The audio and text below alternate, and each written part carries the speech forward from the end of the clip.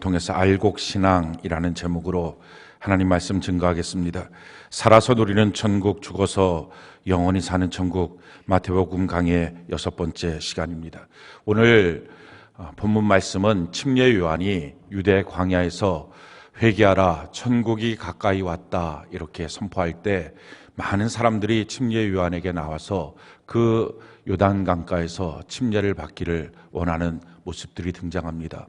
그럴 때에 사두개인과 바리새인들이 무엇을 하고 있는지 궁금해서 구경하러 그 자리에 오는 것을 보고 침례 요한이 이 독사의 자식들아, 너희에게 임박한 하나님의 진노가 있다는 것을 왜 너희가 알지 못하느냐? 너희가 스스로 생각하여 아브라함의 자손이라고 말하지 마라. 돌들로도 아브라함의 자손을 하나님은 능히 만들 수 있다. 도끼가 이미 나무 옆에 놓여 있으니 그 도끼로 너희가 열매 맺지 않으면 그 나무를 찍어버릴 것이다. 나는 지금 물로써 너희에게 침례를 주어서 회개하도록 하기를 원하지만 내 뒤에 오시는 메시아는 성령과 불로 너희에게 침례를 주어서 완전한 회개를 이루게 할 것이다. 그런데 만약에 너희가 회개하지 아니하면 마지막 날 심판날에 알곡들은 거두어서 천국에 들어가지만 쭉정이들은 영원히 꺼지지 않는 지옥불에 너희가 타게 될 것이다 하는 말씀이 오늘 본문의 말씀입니다. 이 말씀을 통해서 우리가 오늘 들어야 될 메시지는 알곡신앙이냐 쭉정이 신앙이냐, 이거를 우리가 좀 살펴봐야 합니다. 교회 아무리 나와도 알곡은 천국 가지만 쭉정이는 영원히 꺼지지 않는 불에 들어간다 하는 것입니다. 과연 내 신앙은 지금 알곡인지 쭉정인지, 오늘 내가 죽으면 나는 지금 천국 가는 사람인지 아니면 지옥 가는 사람인지 우리가 말씀의 거울을 통해서 명확하게 우리 자신을 살펴봐야 합니다. 쭉정이는 원래 알곡과 전혀 다른 종류가 아닙니다. 원래 알곡이었는데 그 알곡 안에 있는 알갱이가 벌레로 말미암아서 다 갉아먹어서 안이가 텅 빈 것, 이게 바로 쭉정입니다. 그러니 원래 신앙이 있었고 원래 예수 믿었습니다. 근데 알갱이가 하나도 없는 빈털터리 같은 것, 속빈 강정 같은 것, 이게 바로 쭉정이고요. 이 쭉정이는 영원한 지옥불에 들어가게 된다 하는 것입니다. 오늘 말씀을 통해서 내가 알곡인지 쭉정인지 우리가 한번 명확하게 살펴보기를 원하고, 그런데 이 말씀을 갖고 다른 사람에게 적용할 수 없습니다. 적용도 안 되고요, 해서도 안 됩니다. 보이지도 않기 때문에 그렇습니다. 또 한 가지는 내가 만약에 알곡이라면 하나님께 더 감사하고 더 열매를 맺는 삶을 살아야 될 것이고, 만약에 내가 지금 쭉정이라고 하면 그때부터 정신 바짝 차리고 천국 가는 그날까지 주님 앞에 서서 수고했다 내 충성된 종아 말을 들을 수 있도록 이제부터는 쭉정이 아니라 알곡신앙으로 바뀌어져야 한다 하는 것입니다. 근데 먼저 우리가 알곡이냐 쭉정이냐를 알기 전에 먼저 알아야 될 것은 오늘날 교인들 중에 알곡보다 쭉정이가 훨씬 많다 하는 것입니다. 마지막 그날까지도 그렇게 될 것입니다. 성경이 우리에게 이렇게 말씀합니다. 마태복음 7장 22절로 23절 우리 같이 한번 한 목소리 한번 읽어볼까요? 시작. 그날에 많은 사람이 나더러 이르되 주여 주여 우리가 주의 이름으로 선지자 노릇하며 주의 이름으로 귀신을 쫓아내며 주의 이름으로 많은 권능을 행하지 아니하였나이까 하리니 그때 내가 그들에게 밝히 말하되 내가 너희를 도무지 알지 못하니 불법을 행하는 자들아 내게서 떠나가라 하리라. 자, 그러니까요, 알곡을 진짜 신앙이라고 말한다면 쭉정이는 가짜 신앙이 될 것입니다. 그런데 교인들 중에 알곡보다는, 진짜보다는 가짜가 훨씬 많다는 것입니다. 그날에 많은 사람이 나더러 이르되, 그렇게 성경은 기록합니다. 우리가 선지자 노릇도 하고 우리가 귀신도 쫓아내고 능력도 행했습니다. 겉모습은 예수 믿는 사람입니다. 근데 예수님이 말씀하시는 것은 너 속은 아무것도 없다. 불법을 행하는 자들아 내게서 떠나가라. 내가 너희를 도무지 알지 못하겠다 한다는 것입니다. 우리 교회도 이 성경 말씀에서 예외가 되지는 않을 것입니다. 저도 여러분도 포함해서 아마도 진짜보다는 가짜가 지금 이 시간에도 훨씬 더 많고 주님 앞에 서는 그날까지 진짜보다 가짜가 훨씬 많을 것입니다. 이 사실에 우리가 경각심을 가져야 합니다. 또 한 가지요. 이 진짜 가짜 알곡과 쭉정이는 구분이 잘 안 된다 하는 것입니다. 어떤 주인이 그 밭에다가 씨를 뿌렸는데, 예수님의 비유죠. 알곡을 갖다 뿌렸는데 밤사이에 원수가 와서 가라지를 다 뿌려놔서 가라지가 알곡과 같이 자라는 것을 보고 종들이 와서 이 좋은 밭에 가라지들이 저렇게 많아서 알곡들이 시들고 있습니다. 우리가 와서 저 가라지들을 다 뽑아낼까요? 그랬을 때 주인이 이렇게 말했다는 것입니다. 마태복음 13장 29절, 우리가 한번 한 목소리 한번 읽어볼까요? 시작. 주인이 이르되 가만두라, 가라지를 뽑다가 곡식까지 뽑을까 염려하노라. 구분이 잘 안 된다는 것입니다.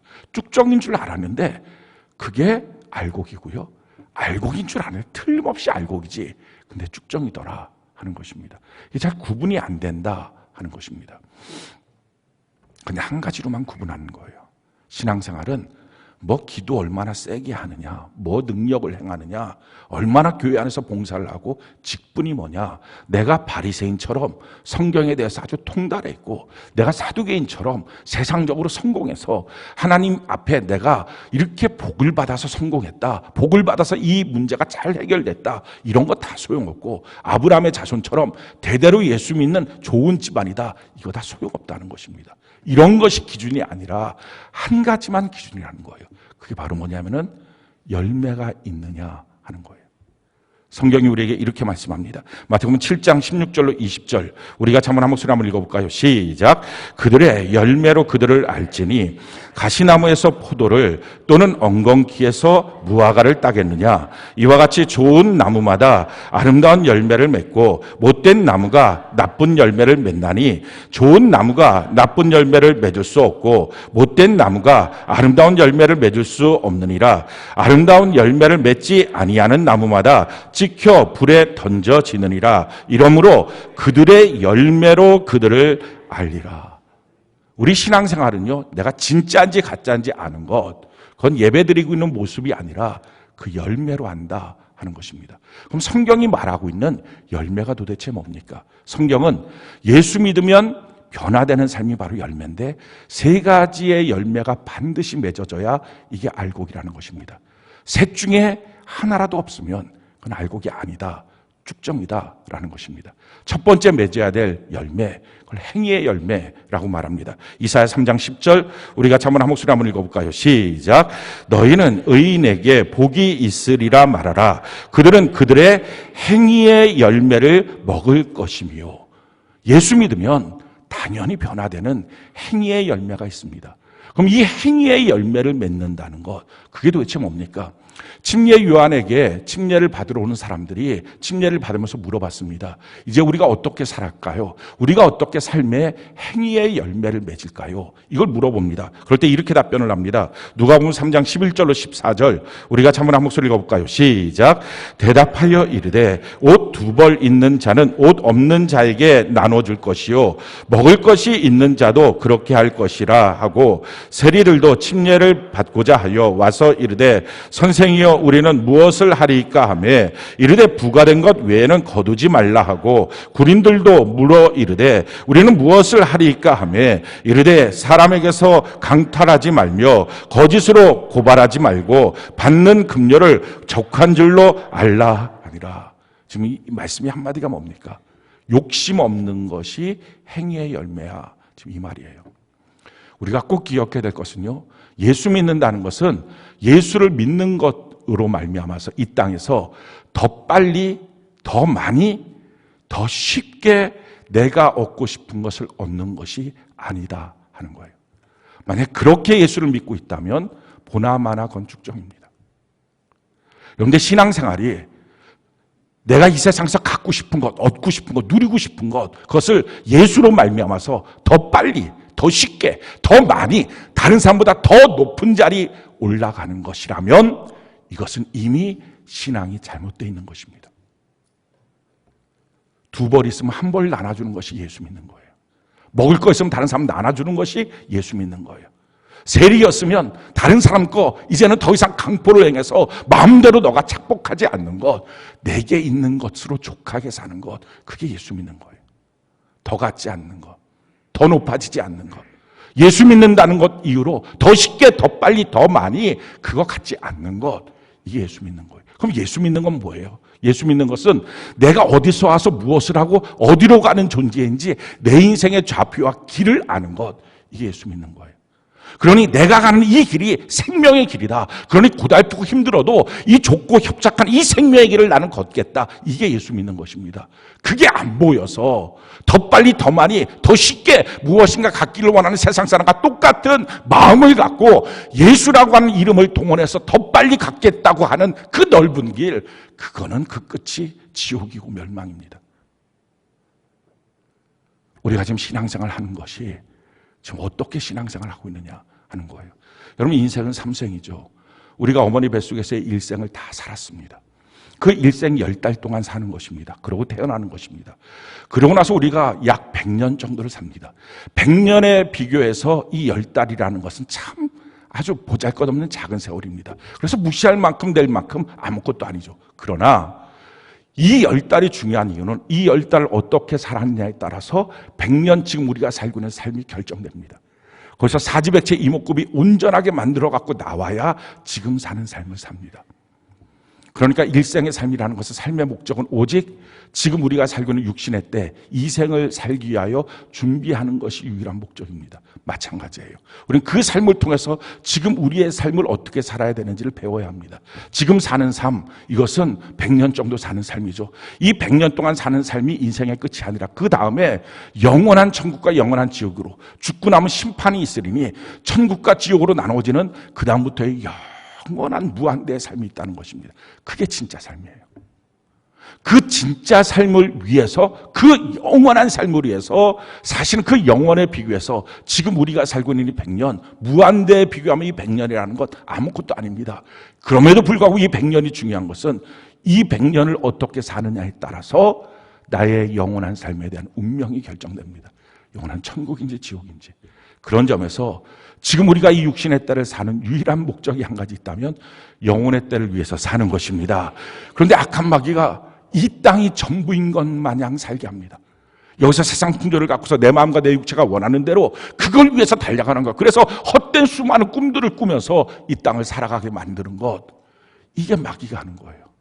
그래서 온통 그 꿈을 향해서 달려가서 얻어져도 허무한 것이고요, 못 얻어지면 그것 때문에 낙심하고 좌절하고, 그러니까 갖고 싶은 것, 누리고 싶은 것, 내가 소유하고 싶은 것, 그게 너무 많아서 이 땅을 살아가면서 자꾸 천국을 잊어버리고, 내가 지금 어디로 가야 되는 삶인지, 지금 사는 삶의 이유와 목적이 뭔지, 우리의 유일한 꿈은 영원한 천국이어야 되는데 그게 아니라 지금이 목적이 돼서 더 많이 갖고 더 깊이 누리고 더 많은 것들을 쉽게 누리고 싶어서, 그래서 예배드리고, 그래서 신앙생활하고, 그래서 헌금하고, 그래서 봉사하고, 그래서 교회 생활하고 있다면 완전히 잘못 가는 인생입니다. 왜냐하면 속이 하나도 안 바뀐 거잖아요. 예수 믿는 사람과 믿지 않는 사람이 다른 게 뭐예요? 속이 다른 것입니다. 이제 더 이상 우리가 욕심 부릴 이유가 없는 거예요. 왜? 우리의 인생길을 분명히 알았으니까. 이 땅에서 더 많이 갖고 싶은 것, 더 많이 누리고 싶은 것도 없는 것입니다. 주님이 내 안에 오셔서 영원한 천국을 향하여 달려가게 하시니까 그것이 나의 유일한 꿈이고 영원한 삶인 것입니다. 그래서 우리에게 주어진 모든 생사복의 모든 조건을 통해서 우리는 한 가지 꿈만 갖는 거예요. 영원한 천국에 내가 들어가기를 원합니다. 그런데 어떻게 들어가요? 가만히 있으면 그냥 들어갑니까? 교회만 나오면 들어갑니까? 그렇지가 않아요. 천국에 합당한 사람으로 변화되고 성숙되지 않으면 그곳에 못 들어가는 거예요. 어쩌면 지금 이 모습 갖고 그냥 천국에 들어가면 천국 자체가 우리에게 적응이 안 될 것입니다. 그러니 우리의 모습이 하나님을 닮아가는 모습으로 바뀌어져야 들어갈 수 있는 곳, 그게 천국이에요. 성경이 우리에게 이렇게 말씀합니다. 베드로서 1장 4절로 11절, 우리가 한번 한 목소리 한번 읽어볼까요? 시작. 이로써 그 보배롭고 지극히 큰 약속을 우리에게 주사 이 약속으로 말미암아 너희가 정욕 때문에 세상에서 썩어질 것을 피하여 신성한 성품에 참여하는 자가 되게 하려 하셨느니라. 그러므로 너희가 더욱 힘써 너희 믿음의 덕을, 덕의 지식을, 지식의 절제를, 절제의 인내를, 인내의 경건을, 경건의 형제 우애를, 형제 우애의 사랑을 더하라. 이런 것이 너희에게 있어 흡족한즉 너희로 우리 주 예수 그리스도를 알기에 거르지 않고 열매 없는 자가 되지 않게 하려니와, 이런 것이 없는 자는 맹인이라 멀리 보지 못하고 그의 옛죄가 깨끗하게 된 것을 잊었느니라. 그러므로 형제들아, 더욱 힘써 너희 부르심과 택하심을 굳게 하라. 너희가 이것을 행한즉 언제든지 실족하지 아니하리라. 이같이 하면 우리 주 곧 구주 예수 그리스도의 영원한 나라에 들어감을 넉넉히 너희에게 주시리라. 천국은 그 어느 누구에게도, 저도 마찬가지고 여러분도 마찬가지고 따놓는 당상 한 명도 없습니다. 평생에 살면서 하나님이 내게 주신 모든 조건을 통해서 신의 성품, 하나님의 성품에 참여하도록 자꾸 나를 바꿔가는 것입니다. 내 안에 있는 죄악의 성품들을 제거하고 하늘나라에 맞도록 천국에 맞는 삶, 그렇게 성숙한 삶으로 나를 바꿔나가는 일을 더욱 힘써 열심히 하는 자에게만 그 영원한 나라에 넉넉히 들어가게 하는 것입니다. 그래서 우리가 이 땅을 살면서 그리스도인 착하게 그냥 살지, 이런 단순한 착함이 아니라 내 꿈이 여기에 없으니까, 그들과 더불어서 아구다툼으로 싸울 일이 없으니까, 비난하고 욕하고 욕심부릴 게 없으니까, 천국만이 나의 꿈이니까, 그래서 순례자의 삶으로 영원한 천국만 바라보고 예수님의 성품을 닮아가는 것, 천국에 합당한 사람으로 바뀌어져 가는 것, 그것이 우리가 맺어야 될 삶의 행위의 열매다 하는 것입니다. 성경이 우리에게 이렇게 말씀합니다. 로마서 6장 22절, 우리가 한번 목소리 읽어볼까요? 시작. 그러나 이제는 너희가 죄로부터 해방되고 하나님께 종이 되어 거룩함에 이르는 열매를 맺었으니 그 마지막은 영생이라. 자, 뭐라고 말합니까? 첫 번째, 죄로부터 해방돼요. 이거 예수님의 십자가의 은혜로 이처럼 해주신 것입니다. 그러고 난 다음에 우리의 신분은 하나님의 종이 된 것입니다. 꼭 기억하십시오. 내가 죄로부터 해방돼서 예수 믿고 구원받았습니까? 그렇다면 나는 하나님의 종입니다. 하나님의 명령을 따라 우리가 당연히 살아야 됩니다. 주인의 명령을 알아야 되고요, 그의 뜻대로 살아야 됩니다. 그 삶이 무엇입니까? 이렇게 말하죠. 거룩함에 이르는 열매를 맺는 것입니다. 이것이 천국에 합당한 삶이에요.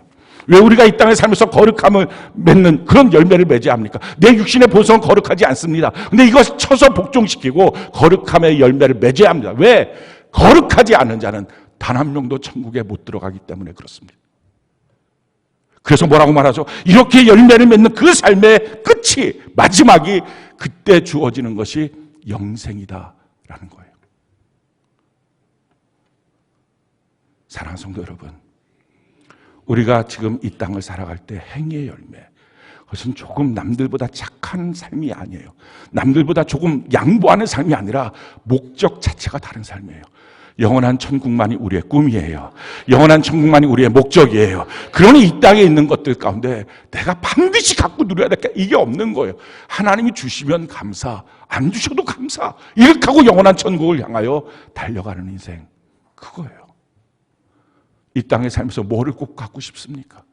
뭐를 꼭 누리고 싶습니까? 이거 없으면 안 된다고 생각하는 것이 뭡니까? 그게 있는 것이 쭉정이에요. 오늘 자기 자신을 점검해 보셔야 합니다. 나는 영원한 천국만을 목적으로 하여 살고 있는가? 이렇게 사는 사람들이 성령으로 말미암아 자기 삶에 성령의 열매들이 맺어집니다. 성경이 우리에게 이렇게 말합니다. 갈라디아서 5장 22절로 23절, 우리가 한번 한번 읽어볼까요? 시작. 오직 성령의 열매는 사랑과 희락과 화평과 오래 참음과 자비와 양성과 충성과 온유와 절제니 이 같은 것을 금지할 법이 없느니라. 아멘. 이런 성령의 열매가 맺어지는 삶, 자꾸 예수님을 닮아가는 삶, 천국에 합당하도록 살려고 노력하는 삶, 이게 바로 행위의 열매입니다. 근데 우리가 한 가지 기억해야 될 것은요, 여기에 있어서 기준이 어떤 절대 기준이 있는 게 아니에요. 성경이 이렇게 말합니다. 너희는 너의 마음, 내 마음을 다하고 내 성품을 다하고 내 뜻을 다하고 내 목숨을 다해서 주 너희 하나님을 사랑하라. 기준이 뭐예요? 나예요. 그러니까 다른 사람이 기준이 아니에요. 그래서 다른 사람과 비교했을 때 나는 사랑이 그렇게 많지 않은데, 다른 사람과 비교했을 때 나는 이런 모습 저런 모습이 부족한데 상관없어요. 자기가 아는 거예요. 내 마음을 다했는지, 내 목숨을 다했는지, 내 성품을 다했는지. 그래서 다른 사람을 향해서 판단할 수 없다는 것입니다. 그런데 남들이 봤을 때 칭찬하고 야, 저 사람 정도면 신앙생활 잘해 해도 자기가 자기 자신을 아는데 내가 내 마음 다 하지 않았어. 그럼 죽정이에요. 그러니 다른 사람들이 판단하고 정죄할 수가 없다는, 자기만 아는 거예요. 그래서 우리 자신이 지금 하나님 앞에 서서 나는 과연 내 마음을 다하고 내 성품과 내 목숨을 다해서 영원한 천국에 사는 그 꿈 하나만을 이루기 위해서 내 삶의 모든 조건을 지금 그렇게 주님 앞에 초점을 맞추고 살고 있는지, 아니면 이 땅에서 여전히 갖고 싶은 것, 누리고 싶은 것, 얻고 싶은 것이 너무 많은지, 오늘 그 마음을 우리가 점검해 봐야 합니다. 두 번째요, 성경이 우리에게 바르게 꼭 맺어야 되는 열매, 그것이 바로 입술의 열매입니다. 성경이 우리에게 이렇게 말합니다. 이사야 57장 19절, 우리가 한번 한 목소리 한번 읽어볼까요? 시작. 입술의 열매를 창조하는 자 여호와가 말하노라. 먼데 있는 자에게든지 가까운 데 있는 자에게든지 평강이 있을지어다, 평강이 있을지어다, 내가 그를 고치리라 하셨습니다. 인생의 시각이 달라지는 거예요. 하나님을 바라보는 시각. 하나님은 내 입술로 말하는 것을 창조하시는, 입술의 열매를 창조하시는 분이시다. 이 믿음이 생기는 것입니다. 여러분, 입술의 말이 어디서 나옵니까? 내 속에서 나와요. 내 마음에서 나오는 거예요. 예수님을 내 마음에 모셨어요. 주인으로 모셨어요. 예수님을 믿어요. 그러니 입술로, 마음으로 믿어서 입술로 시인이 됩니다. 내 마음이 바뀌면 말이 바뀌게 돼 있어요. 내 마음은 다 바뀌었고 예수를 믿는데 말이 안 바뀐다? 그럴 가능성은 없어요. 그래서 예수 믿는 사람은요, 마음에 예수님을 모셨기 때문에 입술이 당연히 바뀌어지는 것입니다. 영적 전쟁의 시작은 다 입술의 변화로부터 시작됩니다. 다윗과 골리앗의 전쟁, 그냥 물맷돌 던져서 이겼다, 그거 아니에요. 그 전쟁의 시작은 입술의 믿음의 고백이었어요. 다윗이 이렇게 고백을 합니다. 사무엘상 17장 45절, 우리 같이 한번 한 목소리 한번 읽어볼까요? 시작. 다윗이 블레셋 사람에게 이르되 너는 칼과 창과 단창으로 내게 나아오거니와 나는 만군의 여호와의 이름 곧 내가 모욕하는 이스라엘 군대의 하나님의 이름으로 내게 나아가노라. 입술의 믿음의 고백으로 선포했더니 그 역사를 하나님이 이루어 주신 것입니다. 그래서 예수 믿는 사람은요, 입술이 바뀐 거예요. 말이 바뀐 거예요. 왜? 마음이 바뀌어서. 마음의 주인이 예수님이 되시니까 돈이 아니고, 마음의 주인이 세상이 아니라, 마음의 주인이 사람이 아니라, 자기 자신이 아니라 예수님이 되니까 말이, 속에서부터 나오는 말이 바뀌는 것입니다. 성경이 이렇게 우리에게 말합니다. 베드로전서 3장 10절, 우리 같이 한번 한 목소리 한번 읽어볼까요? 시작. 그러므로 생명을 사랑하고 좋은 날 보기를 원하는 자는 혀를 금하여 악한 말을 거치며 그 입술로 거짓을 말하지 않고. 그러니까 예수 믿는 사람은 악한 말, 거짓, 이게 없어지는 거예요. 여전히 나는 악한 말이 나오고 욕이 나오고 거짓말이 능수능란하게 나온다, 쭉정이에요. 자기가 자기 신앙을 점검해 봐야 합니다. 교회 나오고 아무리 오래 했어도, 성경에 통달해도, 사도개인처럼 인생의 성공을 막 달려가도, 기도했더니 하나님 이런 응답 주셨다고 해도, 귀신을 쫓아내는 능력이 나타나도, 믿음의 가문 안에서 그렇게 자라났다 해도 여전히 입술에는 거짓이 나오고 욕이 나오고, 그런 삶이라면 그건 쭉정이에요. 성경이 우리에게 이렇게 또 말합니다. 에베소 4장 29절, 5장 4절, 우리 같이 한번 한 목소리 한번 읽어볼까요? 시작. 무릇 더러운 말은 너희 입 밖에도 내지 말고 오직 덕을 세우는데 소용되는 대로 선한 말을 하여 듣는 자들에게 은혜를 끼치게 하라. 누추함과 어리석은 말이나 희롱의 말이 마땅치 아니하니 오히려 감사하는 말을 하라. 그러니 우리 입에서 더러운 말이 나오지 않는 것입니다. 누추한 말, 어리석은 말, 희롱의 말, 이런 말들이 나오지 않고 은혜를 끼치고 감사하는 말들이 나오는 것. 이렇게 입술이 바뀌어진 것, 이게 입술의 열매예요. 우리가 예배 시간에 와서도 하나님의 말씀을 듣고, 하나님의 말씀이 내 입에 머물고, 하나님의 말씀을 선포하고, 하나님의 말씀을 믿고 아멘하며 주 앞에 나가고, 이것이 바로 입술의 열매입니다. 성경이 이렇게 말합니다. 호세아 14장 2절, 우리가 한번 한 목소리 읽어볼까요? 시작. 너는 말씀을 가지고 여호와께 돌아와서 아뢰기를 모든 불의를 제거하시고 선한 말을 받으소서. 우리가 숫송아지를 대신하여 입술의 열매를 주께 드리리라. 이게 예배 시간에, 그러니까 입술의 열매가 맺어지는 시간입니다. 우리가 또한 집에 있을 때 찬송하면서 입술의 열매를 맺습니다. 성경이 이렇게 말합니다. 히브리서 13장 15절 우리가 한번 목소리 읽어볼까요? 시작. 그러므로 우리는 예수로 말미암아 항상 찬송의 제사를 하나님께 드리자. 이는 그 이름을 증언하는 입술의 열매니라. 우리가 이렇게 하는 것입니다. 그리고 우리 마음이 변화되고 그래서 변화된 입술을 통해서 복음을 증거하고요. 당연히 내 안에 마음의 주인이 예수님이니까 예수 얘기할 것밖에 없습니다. 그렇게 예수 얘기하면서 복음을 증거하는 삶, 이게 입술의 열매예요. 성경이 이렇게 말합니다. 고린도전서 1장 21절 우리가 한번 목소리 읽어볼까요? 시작. 하나님의 지혜에 있어서는 이 세상이 자기의 지혜로 하나님을 알지 못하므로 하나님께서 전도에 밀어나는 것으로 믿는 자들을 구원하시기를 기뻐하셨도다. 전도에 밀어나는 것으로 믿는 자를 구원하십니다. 이 전도의 열매가 바로 입술의 열매입니다. 로마서 16장 5절 우리가 한번 목소리 읽어볼까요? 시작. 또 저의 집에 있는 교회에도 문안하라. 내가 사랑하는 에베네도에게 문안하라. 그는 아시아에서 그리스도께 처음 익은 열매니라. 그러니까 전도에서 얻어진 그 영혼이 처음 익은 열매라는 것입니다. 열매로, 입술의 열매인 것입니다. 왜 전도했는데 금방 사라질까요? 없어질까요? 잠깐 말해서 교회로는 데리고 와도 내 입술이 안 바뀌니까요. 악도 있고 거짓도 있고 더러움도 있고 위선도 있으니까. 그러니까 왔던 영혼이 금방 사라지고 마는 거예요. 정말 내 속이 바뀌어서 입술이 바뀌고 있는지. 사랑하는 성도 여러분, 겉모습이 지금 중요한 게 아니에요. 겉에 어떻게 거룩하게 성경책 들고서 찾아다니고 있는 그 행위가 아니라 내 마음속에 이 땅이 꿈이 아니고 영원한 천국이 꿈이니까, 유일한 나의 소원이니까, 그것 말고는 더 갖고 싶은 것, 얻고 싶은 게 없으니까, 더 누리고 싶은 게 없으니까 천국만 바라보고 이 땅에서 아구다툼하지 않고 그렇게 살아가는 삶. 그러니 남들은 착하다고 해도 착한 게 아닌 거예요. 성품이 바뀐 거예요. 속이 바뀐 것. 이런 순례자의 삶. 속에서부터 예수님이 주인 돼서 입술로 선포되는 말이 바뀐 사람. 그 입술을 통해서 구원받은 영혼들이 있는 전도자의 삶. 이것이 열매예요. 세 번째 열매는요, 감사의 열매예요. 성경이 우리에게 이렇게 말합니다. 빌립보서 4장 16절로 17절 우리가 한번 목소리 한번 읽어볼까요? 시작.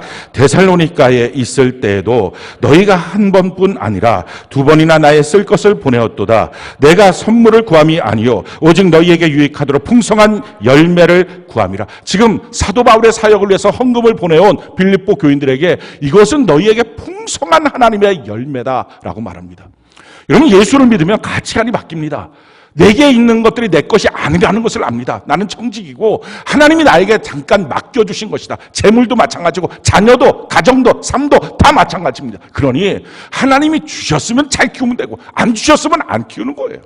하나님이 주셨으면 그 돈을 갖고 주의 뜻대로 사용하는 것이고, 하나님이 주셨으면 그 직장도, 그런데 자기가 만들어내고 자기가 하려고 그러고 자기가 애쓰고 그게 꿈과 비전이 돼서 이 땅을 살아가니 예수 믿을 틈이 없고 열매 맺을 틈이 없는 거예요.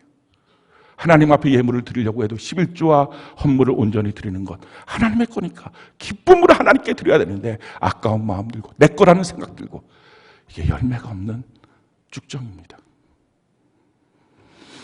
우리 자신을 한번, 우리 마음을 한번 살펴보셔야 합니다. 성경이 이렇게 말합니다. 마태복음 6장 19절로 20절, 24절 우리가 한번 한 목소리 한번 읽어볼까요? 시작. 너희를 위하여 보물을 땅에 쌓아두지 말라. 거기는 좀과 동록이 해하며 도둑이 구멍을 뚫고 도둑질하느니라. 오직 너희를 위하여 보물을 하늘에 쌓아두라. 거기는 좀이나 동록이 해하지 못하며 도둑이 구멍을 뚫지도 못하고 도둑질도 못하느니라. 한 사람이 두 주인을 섬기지 못할 것이니 혹 이를 미워하고 저를 사랑하거나 혹 이를 중히 여기고 저를 경히 여김이라. 너희가 하나님과 재물을 겸하여 섬기지 못하느니라. 그게 겸해지지가 않는 거예요.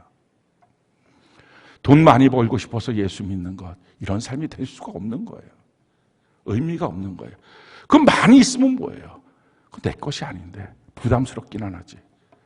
여러분, 뭔가 공금을 한번 맡아보신 분들은 알 것입니다. 공금을 맡아서 우리 교회도 이 재정을 담당하는 재정 장로님도 계시고 이 재정 회계도 있어요. 그래갖고 그걸 갖고서 은행에다가 입금시키고, 그러니까 주일날 여러분들이 헌금하고 나면 월요일날 그걸 헌금을 갖고 입금시킵니다. 매주 뭐 1,000만 원 훨씬 넘는 헌금을 갖다가 이제 입금을 시키는 거예요. 잊어버리면 폐가 망신합니다. 그게 많이 들어오면 많이 들어올수록 재정팀이나 이 헌금 갖다가 입금시키는 분은 고민을 합니다. 재정계수 시간도 늦어져서 저녁 먹는 것도 늦어지고 뭐 아무튼 복잡. 이게 빨리 간단하게 뚝딱 끝날 수 있으면 되게 좋은데 그게 아니면 아주 복잡한 거죠. 그러니까 그렇게 해서 그게 내 돈 같으면야 많이 들어오면 많이 들어올수록 좋죠. 그게 남의 돈이니까 들고 다니는 게 어렵고 힘든 거예요. 그게 다 짐인 거예요. 저희 집사람이 연대 정치외교학과 졸업하고 난 다음에 대우조선 들어갔습니다. 그 회사에서 맡은 일이 뭐냐면은 수표, 그 해운에 사니까 그 수표를 은행에다 넣고 이쪽 은행 저쪽 은행 갖다 주는 것입니다. 그 20몇 살짜리 젊은 처녀가 몇십억, 몇백억 그 수표를 가방에다 넣고 다니는 것입니다. 그러니 이 짐이 얼마나 무거운 짐이에요. 이게 견디지 못하는 이 짐을 갖고서 그러니까 사람 많은 데는 피하고 혹시라도 쓰리 당할까 봐 이거 맨날 번호 갖다가 적어놓고 그래갖고 막 이렇게 헤매고 그래갖고 이게 다 짐인 거예요. 이게 자기 돈 같으면요 좋죠. 근데 남의 돈이니까 우리가 하나님 복 많이 주세요. 돈 많이 주세요. 이게 내게 아니고 하나님 거잖아요. 짐이잖아요. 얼마나 무거운 짐이에요. 이걸 갖고 주님 뜻대로 살아야 되니까. 혹시라도 여기서 잘못하면 주님 앞에 횡령이 되니까. 그래서 주님 말씀하잖아요. 너 11조 안 냈니? 헌금 제대로 안 했니? 감사하지 않았니? 너 도둑놈이야. 횡령이야. 그럴까 봐 벌벌 떨면서. 그러니까 가지면 가질수록 짐이고 벗겨지면 벗겨질수록 가볍고 감사하고. 그게 제대로 된 삶이에요. 그게 열매 맺는 거예요. 근데 더 갖고 싶어서 더 누리고 싶어서 라고 하면 위험한 것입니다.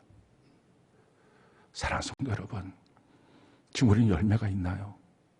예수 믿는 삶의 모습은 있는데 혹시 알게는 다 없어진 쭉정이 아닌가요? 지금 죽으면 영생이 있나요? 천국 가나요? 우리가 오늘 이 말씀을 듣는 이유는 우리 자신을 하나님의 말씀의 거울에 비추어서 어떤 변명도 핑계도 대지 말고 그대로 살펴봐서 내 영적 현실을 정확하게 보고 만약에 쭉정이 같으면 성경은 쭉정이가 훨씬 많다고 했으니까 쭉정이 같으면 오늘부터 돌이켜서 회개해야 됩니다. 근데 우리가 한 가지 왜 쭉정이가 됐냐는 거예요. 포도나무 대신 예수님께 가지가 붙어 있으면 성경은 요한복음 15장 4절 5절에 저절로 열매가 맺는다는 거예요. 뭐 특별히 애쓰지 않아도 포도나무 대신 예수님께 그냥 가지가 딱 나라고 하는 이 가지가 붙어만 있으면 저절로 열매 맺는다는 거예요. 지금 여러분들이 예배드리러 나왔어요. 뭐 신종 코로나를 그러는데 그냥 다 나온 거예요. 마스크 쓰신 분 제가 다 찾아봤자 한 4명 되시는 것 같아요. 제가 이번 주 다니면서 어디 길거리 다니면서 이렇게 많은 사람들이 있는데 마스크 이렇게 안 쓴 무리는 처음 봤어요. 또 뿐만 아니라 이제 좀 이따 우리 내려가서 신나게 이제 밥 먹으면서 막 교제할 것입니다. 뭐 상관없어요. 두려움도 없으니까. 죽음은 천국이니까 더 좋지 뭐. 그러니까 그런 마음 갖고서 있으니까 뭐 전혀 이게 무리도 안 되고 상관도 없는 거예요. 그렇게 우리가 다 지금 예수님께 나온 거예요. 예배를 드리는 거예요. 주님 앞에 좀 붙어 있는 거예요. 아, 그러면 열매가 맺어져야지. 성경 말씀 그대로. 근데 왜 나는 지금 말씀으로 점검해 보니까 알갱이가 전혀 없는 쭉쟁일까? 이유는 한 가지예요. 그 알갱이를 갉아먹는 벌레가 있는 거예요. 성경은 그 벌레를 죄라고 말해요. 죄와 천국은 병립되지 않습니다. 죄 있으면 천국 못 갑니다.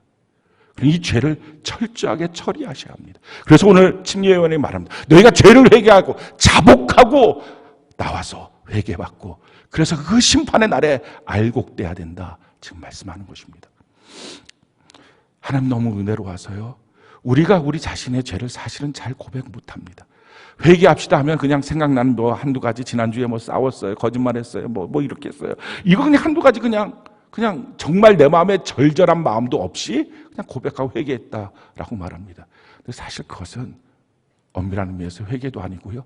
회개에 합당한 열매도 맺지 못합니다. 그래서 하나님은 진짜 회개가 되도록 하기 위해서 우리에게 베푸신 은혜가 있어요. 그게 바로 문제예요. 우리 가정에 문제가 생기고 자녀에게 문제가 생기고 부부간에 문제가 생기고 사업장에 문제가 생기고 내 몸에 문제가 생기고 내 삶에 내 신앙생활에 무엇인가 교회 생활에 문제가 있는 것 이게 지금 회개할 수 있도록 가르쳐 주시는 찬스예요.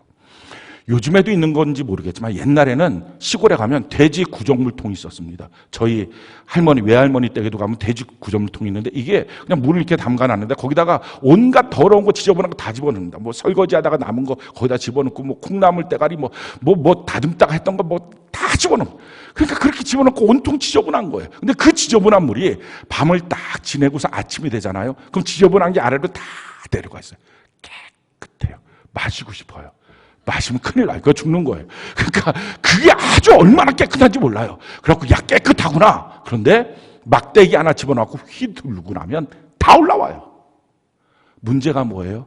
하나님의 은혜의 막대기예요. 나는 내가 별 문제가 없는 줄 알아요. 주변 사람과 비교해 봤을 때 이 정도쯤이면 예수 삶이지. 근데 문제가 있어서 내 삶을 휘저어 놓고 나면 내 안에 있는 온갖 더러운 게 다 올라와요. 왜 이렇게 올라오게 하십니까? 그거 회개하고 처리하라고. 그거 있으면 축정이 되니까. 그거 주님이 올려주시는 거예요.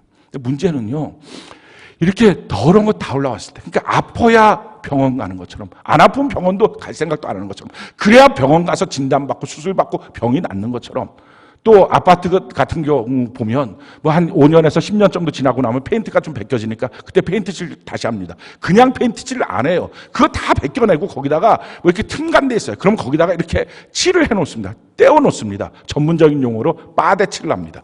그러면 이게 보게 되면 얼마나 막 앙상한 겨울나무처럼 아주 그냥 아파트가 무너질 것처럼 금이 다 간 것처럼 보입니다. 근데 그렇게 해놔야 그게 마르고 나면 거기다가 새로운 페인트를 칠하면 깨끗한 아파트가 됩니다.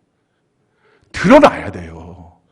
문제를 통해서 나라고 하는 사람이 누군지 이게 확 다 나타나야 돼요. 내 성질이 뭔지, 내 모습이 뭔지, 내 마음속에 있는 게 뭔지, 내가 그렇게 원했던 게 정말 뭔지, 천국인지 이 땅인지 이게 막 문제 속에서 다 드러나는 것입니다. 드러나는 이유가 뭐예요? 주님 치료해 주려고. 회개하면 용서해 주시려고. 그 죄를 제거해 주시려고. 그래서 알갱이를 갉아먹는 이 세균, 이 못된 벌레를 없애 주시려고. 그 죄라고 하는 벌레를 없애 주시려고. 이래서 그걸 드러내는 거예요. 근데 죄가 갖고 있는 속성이 뭔지 아십니까? 자기의 문제가 드러나면 죄인은 숨어요. 그럼 죄인들이 자기 죄 드러나자마자 나 이런 죄 졌어요 하는 사람 한 명도 없어요. 저 모릅니다. 숨어요. 내 죄 아니라고 다 숨어요. 난 기억도 안 난다고 다 숨어요. 그게 죄의 특징이에요. 아담과 하가 선악과를 먹었어요. 그들이 그냥 벌거벗은 것이 너무나 부끄러운 자기의 문제 앞에 직면했어요. 그럼 하나님께 나가야 되는데 그 문제 앞에 하나님이 부르니까 숨어버립니다. 왜 숨었니? 제가 두려워서 숨었습니다. 자기 열등감 때문에, 자기 자존심 때문에, 자기가 드러나는 것 자체가 너무 괴로우니까 숨어버립니다. 또 다른 반응은요, 분노해요. 남 탓해요. 사울왕처럼. 왜 이렇게 했습니까? 당신 사무엘이 늦게 왔잖아요. 그러니까 이렇게 된 거잖아요. 왜 이렇게 했습니까? 하나님 앞에 제사 드리려고. 남 탓, 변명 이런 것들로 일관합니다. 근데 너무 놀라운 것은요, 다윗 왕은 더 큰 범죄를 졌어요. 근데 나단 선지자가 와서 당신이 바로 그 죄인입니다. 그 말할 때 그 수많은 신하들 앞에서 그 다윗 왕은 꼬꾸라집니다. 내가 죄인입니다. 근데 그 죄가 뭐죠? 신하의 아내를 빼앗아서 자기 첩으로 만들고 그 신하는 전쟁터에 내보내서 죽여버린 겁니다. 근데 지금 어디서 그걸 시인한 거예요? 수많은 신하들이 있는 앞에서. 그러니까 이걸 시인하면 이 신하들이 다윗 왕에 대한 충성심이 있겠습니까? 그 마음 전혀 없을 거야. 저놈은 언제든지 날 죽일 수 있고 내 아내 뺏어가 있구나. 그런 마음이 들면 어떻게 하겠어요? 그러니 당연히 그때 난 모르는 일이라고 도망가거나 남 탓하고 왜 그 시간에 가서 모욕하느냐, 밤중에 해야지. 별 얘기 다 할 수 있을 거예요. 내가 유혹받은 거다. 얘기 다 할 수 있을 것입니다. 근데 그렇게 안 돼요. 다윗 왕이 특별하게 도덕성이 있거나 특별하게 다윗 왕이 뭔가 대단해서 그런 게 아니에요. 그냥 거기서 꼬꾸라질 수밖에 없었던 이유. 그게 뭐라고요? 성령과 불로 그를 조명하시는 시간이 있었어요. 이게 하나님의 특별한 은혜였어요. 진짜 회개가 되는 것, 오늘 침례위원이 말한 것처럼 물로 침례받는 정도가 아니라 성령과 불로 너희 안에 성령께서 조명하실 때 너가 진짜 하나님 앞에 회개할 수 있을 것이다. 저는 오늘 그래서 저와 여러분들 모두가 오늘 시간 성령과 불로 조명되는 은혜가 있기를 바랍니다. 조영규 목사님이 서대문에서 교회 그렇게 막 목회하고 계실 때 그 교회에 그 남청년 둘이 시골에서 올라와서 자취를 한 거예요. 돈을 아끼려고 둘이서 같이 자취를 하고, 그래갖고 막 공장 다니면서 일하고, 그래갖고 뭐 돈을 좀 모아갖고 시골에다 보내고. 그러니까 남자 청년 둘이서 그렇게 하니까 온통 집안은 뭐 완전히 돼지 우리처럼 그렇게 지저분해진 거죠. 뭐 청소도 안 하고 그냥 그렇게 하고 잠이나 한번 푹 자자. 그래서 안막 같은 커튼 쳐놓고 집은 깜깜하고 그냥 누워서 잠자고, 그리고 먹는 거는 시골에서 갖고 왔던 간장, 고추장, 밥, 이 쌀 갖고 와서 그것만 반찬해서 먹으면서 너무 맛있다 그러고 돈 버는 맛에 그렇게 하고 있었던 거예요. 그렇게 하고 있다가 어느 날 둘이 휴일을 맞이한 거예요. 야, 휴일인데 우리 딴 거 하지 말고 오늘 집 청소, 대청소를 하자. 내가 봐도 여기가 너무 지저분하다. 아주 그냥 돼지 우리 같으니까 우리 청소하자. 그래갖고 안막 같은 커튼 딱 집어치고, 그러고 난 다음에 막 집안에 있는 거 지저분한 거 다 버리고 부엌에 가서 깜박깜박거렸던 백열등 다시 딱 새 걸로 가니까 확 불이 들어오고 다 청소한 거예요. 그렇게 청소하다가 그렇게 맛있게 먹던 간장통을 이렇게 보는데 뭐 악에 그 안에 시커먼 게 있는 거예요. 이거 보니까 쥐 한 마리 거기 빠졌고 죽은 거예요. 이미 자기 그 쥐의 살이 다 그 간장에 다 녹아버리고 껍질만 남아있는 거예요. 그걸 보는 순간에 목을 붙잡고 정말 못 살겠다 막 떼굴떼굴 굴리면서 막 속이 아프다고, 그러다가 교회로 뛰어갖고 조용히 목사님한테 기도해달라고, 죽을 것 같다고. 뭐냐고, 쥐가 빠져있는 물을 먹었다고. 기도를 해주고 난 다음에 그거 지금 처음, 아니 그게 옛날부터 그 쥐가 언제 빠졌는지 모르겠지, 다 싸운 거 보니까 이미 한참 된 것 같은데 그거 먹었다고. 그동안은 별 문제 없지 않았냐. 그거 모르니까 문제 없었는데 오늘 보니까 죽을 것 같다고. 그때 조용히 목사님 깨달았대요. 성령의 조명하심이 이거구나. 그 전까지는 죄 속에 있어도 그게 맛있는 거예요. 그게 즐거운 거예요.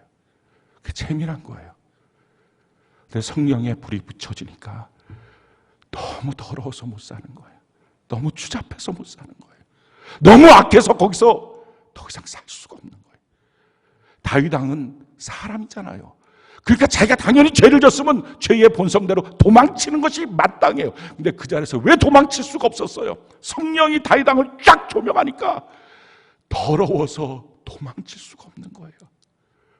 추악해서 숨을 수가 없는 거예요.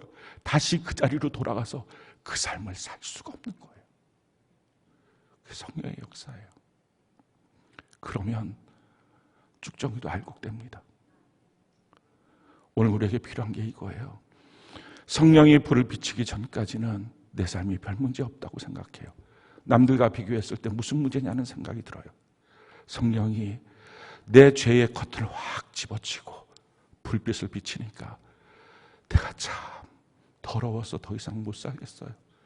추악해서 더 이상 그렇게는 못 살겠어요. 그 자리로 못 돌아가겠어요. 그걸 알면서 그 간장 한 숟갈 떠먹을 때마다 10만 원 주겠다 해도 그거 누가 그렇게 먹겠어요? 그 자리에 돌아갈 수 없어요. 그 성령의 역사. 그게 있어야 저도 여러분도 알곡됩니다. 죄 없는 사람이 누가 있어요? 근데 진짜 회개한 사람 몇이나 될까요? 돌아갈 수 없는 것. 회개도 또 그 자리, 회개도 또 그 자리. 물의 침례처럼 별로 그것이 자기 마음속에 더럽고 추악하다고 여겨지지 않고, 말씀이 뭐라 그러니까 겁나서 회개는 해도 또 자기의 육신의 본성대로 또 돌아가는 그 죄악성 말고 더 이상 돌아갈 수 없는 성령과 불로써 주어지는 오늘 이 시간이 되어서 우리 모두가 영원한 천국의 주님 앞에 섰을 때 착하고 충성된 종아 잘했다. 우리 그렇게 칭찬 들을 수 있는 알곡 신앙의 소유자가 되는 은혜가 넘치기를 예수님 이름으로 축원합니다.